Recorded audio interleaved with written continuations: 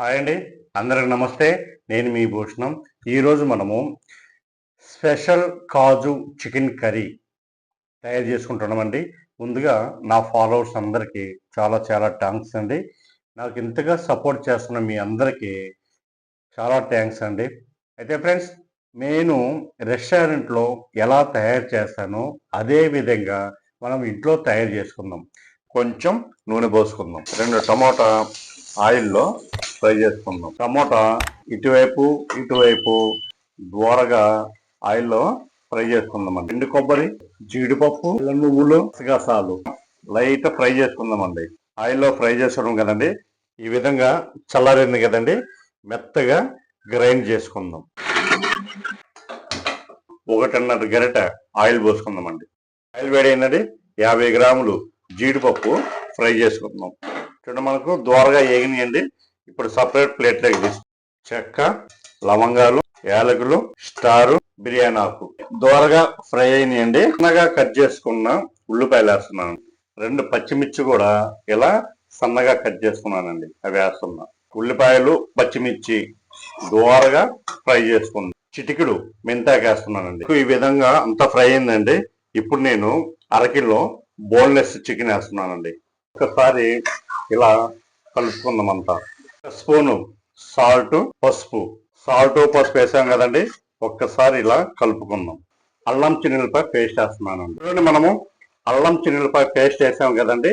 ఇప్పుడు ఒక 5 నిమిషాలు ఫ్రై చేసుకుందాం.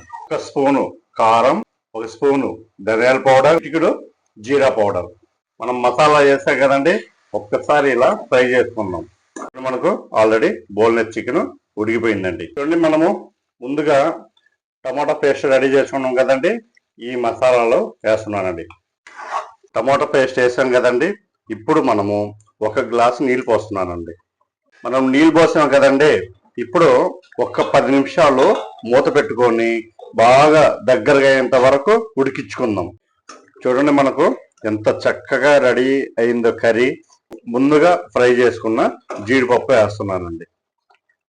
1 స్పూను క్రీమ్ వేస్తున్నానండి. చూడండి, మనం ఇప్పుడు 1 అర స్పూను నెయ్యి వేస్తున్నానండి. మనకు రెస్టారెంట్ స్టైల్ ఎస్పీ కాజు చికెన్ రెడీ అయింది. ఫైనల్ గా కొత్తిమీర వేస్తున్నానండి.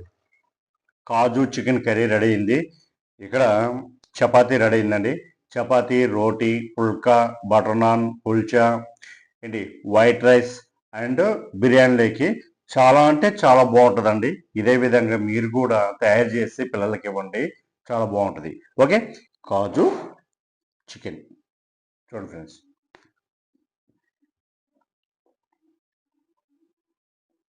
ఆహా,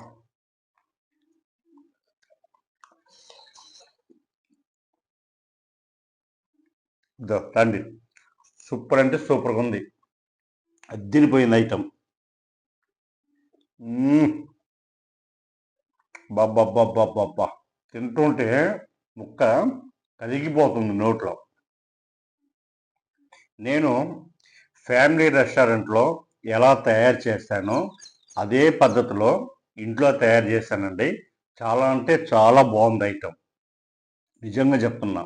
మీరు కూడా ఇదే పద్ధతిలో చేసి పిల్లలకి ఇవ్వండి, సూపర్గా తింటారు. చాలా